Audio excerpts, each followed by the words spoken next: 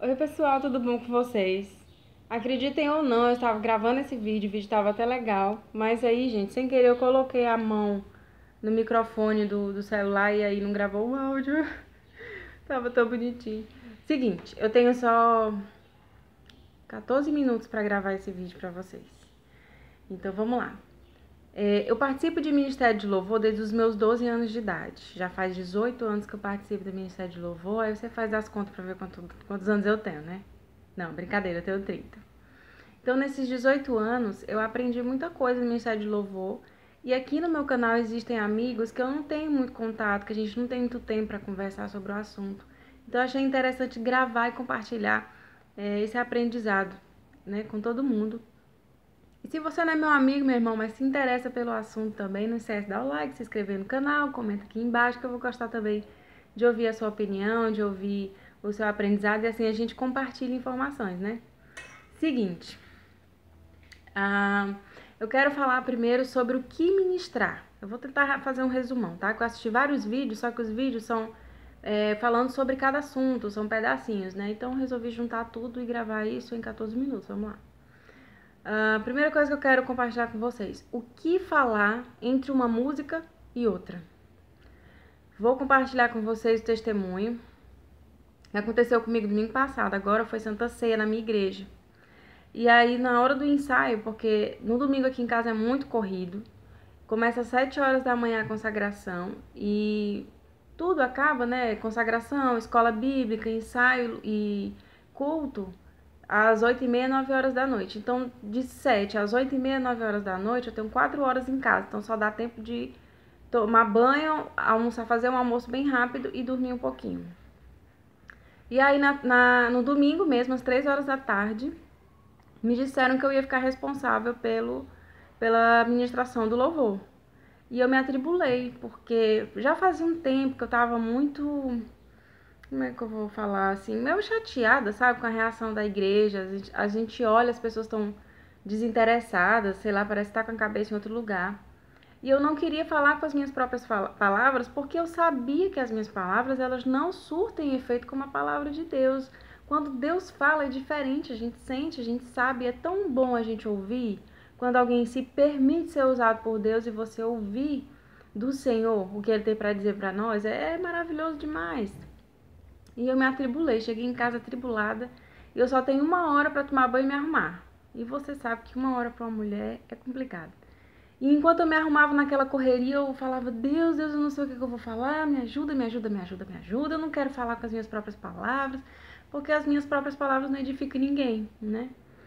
E aí o Senhor me lembrou de uma passagem bíblica, Isaías 53. Foi uma das primeiras passagens bíblicas que eu li quando eu me converti.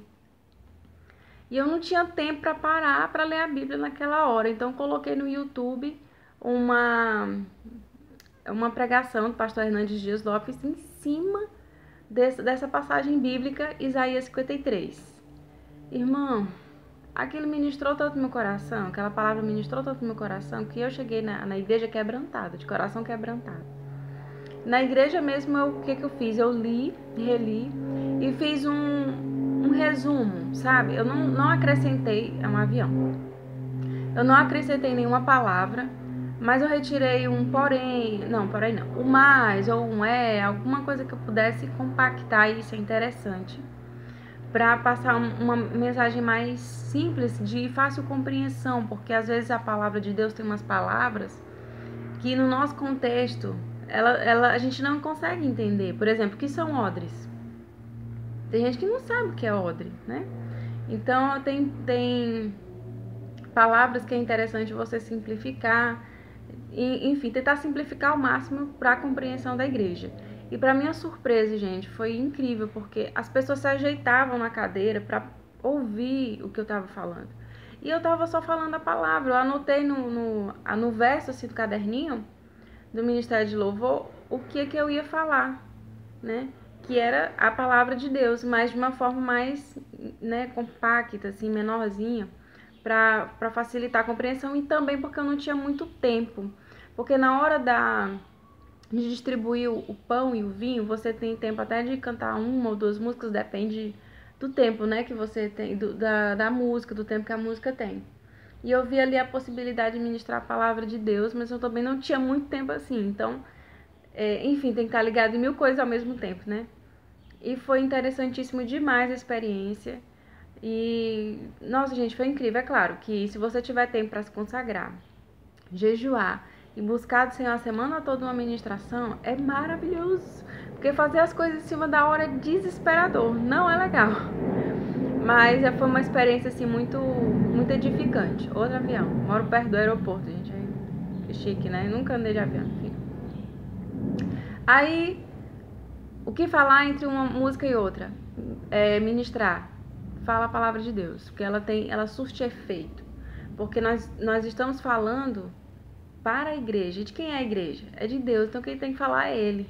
Não é a nossa opinião, não é o que a gente acha, não é o que a gente quer ou o que a gente pensa que o outro precisa ouvir de jeito nenhum. Mas, muito menos, gente, ficar falando de problemas também, né? Que eu também já fiz isso, já cometi esse erro. Isso não é legal, tá? A palavra de Deus edifica muito mais que as nossas próprias palavras. O que o ministro de louvor faz durante os louvores? A gente tem que entender que nós não somos só cantores. Nós somos ministros de louvor e ministro, ele ministra a palavra de Deus, porém cantada. O tempo que você tem para falar a palavra de Deus, ela deve ser pequeno, porque estamos ali para servir cantando. Então, o ministro de louvor que quer pregar, se você não tiver espaço, meu irmão, não faz isso. Não faz isso, você atribula todo mundo. Faz isso não, certo? Se você foi chamado para ministrar louvor cantando, cante. Se você tiver um espaço para falar a palavra de Deus falada, resume e usa um pequeno tempinho, né? Mas tenha em mente que o seu papel ali é cantar. Tem muito ministro de louvor querendo fazer papel de pregador e não condiz. Se você tiver a oportunidade de pregar, é uma coisa. Agora, se você tá ali para servir cantando, cante, certo? Tiver a oportunidade de falar a palavra e compactar, falar, né, num espaço pequeno, faça, tá? Mas não queira ser o pregador da noite, não. Cada coisa no seu lugar, né? Desculpa se eu estiver sendo rude, gente, não é a minha intenção. Eu queria compartilhar coisas que eu aprendi ao longo desses 18 anos, certo? Então me perdoe se eu estiver sendo rude com alguém, se eu ofendi, enfim, essa não é a intenção, tá? Qual a função do Ministério de Louvor na igreja? A função do Ministério de Louvor é conduzir a igreja ao louvor e adoração, é facilitar. É como se o Ministério de Louvor ele regasse a terra é o coração da igreja, né? É o coração de cada um na igreja. Para a semente da palavra, que é a pregação com o pastor, vir e ela ser plantada num terreno propício, para que ali ela crie raízes e venha a florescer. Quando esse trabalho não é feito direito, quando alguém canta desafinado, quando alguém não toca direito, ao invés de conduzir, de facilitar, vai atrapalhar. Então, isso não é legal. Paula, mas Deus ouve o meu coração. Sim, Ele ouve, porque a palavra de Deus diz que Ele reconhece aqueles que o adoram em espírito e em verdade. É verdadíssimo isso. Fiquei até sem palavra para falar.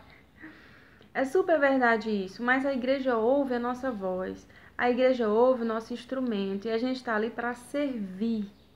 Se a gente não sabe servir, eu jamais trabalharia na contabilidade da igreja, na tesouraria, porque eu detesto matemática. Eu não gosto. Eu não me saio bem fazendo esse negócio.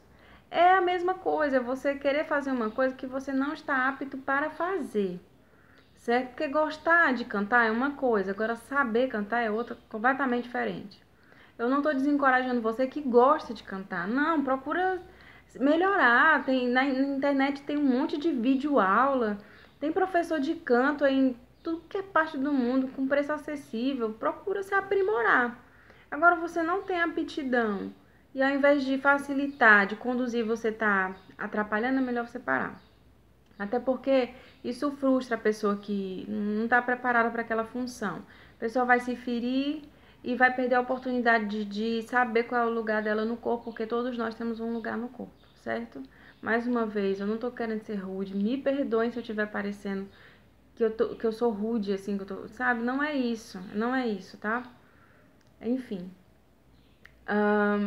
Qual a postura que o ministro de louvor deve ter na hora do culto, né? Ele tem que exercer uma função de autoridade espiritual. Para isso, é preciso que ele tenha tempo com Deus, é preciso que ele tenha intimidade e relacionamento verdadeiro com Deus. Porque o que derramar no quarto vai derramar no altar. Se não derrama nada é porque não está tendo tempo para Deus. Isso é importante para os músicos e para o ministro de louvor, porque os músicos ministram com os instrumentos. Isso é interessante demais. Eu vi um vídeo recente de um ex-satanista, não vou nem falar o nome dele que é para não causar aqui polêmica, e ele disse que ia nas igrejas com outros satanistas, né, para causar discórdia e divisão na igreja, porque essa é a função do diabo, né, roubar, matar e destruir. E aí ele disse que gostava de ir pro culto, gente, porque ele disse que o ministro de louvor cantava e a adoração dele não passava do teto. É o meu cachorro que tá aqui, tá, gente? Não passava do teto, porque ele estava em pecado.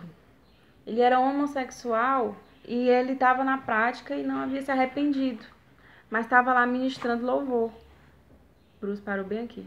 Então isso é muito sério, a gente não sabe quem entra na igreja.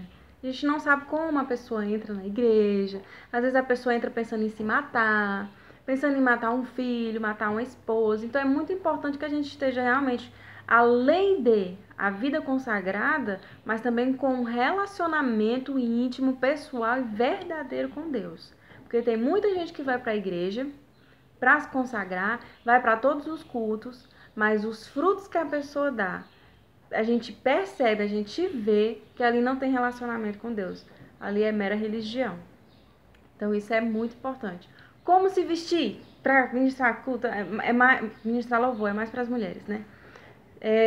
Se vista de maneira decente.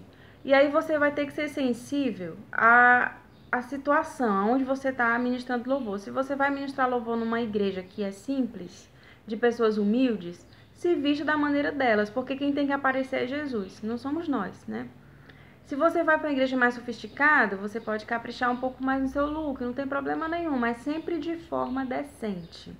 Sem se esquecer que o testemunho de fora, sabe? Aquele testemunho que você passa para os seus vizinhos, para sua família, ele é muito importante, porque, gente, a gente pode enganar quem não nos conhece, mas o nosso vizinho sabe quem nós somos, a nossa família sabe quem nós somos, o nosso marido, os nossos filhos, as nossas esposas. Então é importante a gente ter uma vida realmente que busque o Senhor, sabe? Uma intimidade, uma busca verdadeira, porque isso vai passar na maneira que a gente fala, na maneira que a gente se veste, na maneira que a gente se comporta diante das situações, certo? Enfim, eu fiz um resumo aqui, bem resumão mesmo, do que eu aprendi. Tem muita coisa que eu gostaria de falar, mas eu não tenho tempo, porque já tá acabando aqui o espaço no celular. Mas eu espero que vocês tenham gostado do vídeo. Se você gostou, não se esquece de clicar em um ok pra mim. Se inscreve no canal. E se você tem alguma dica pra mim, alguma experiência bacana, eu vou gostar muito de ler seu comentário. Então é isso, até o próximo vídeo. Tchau!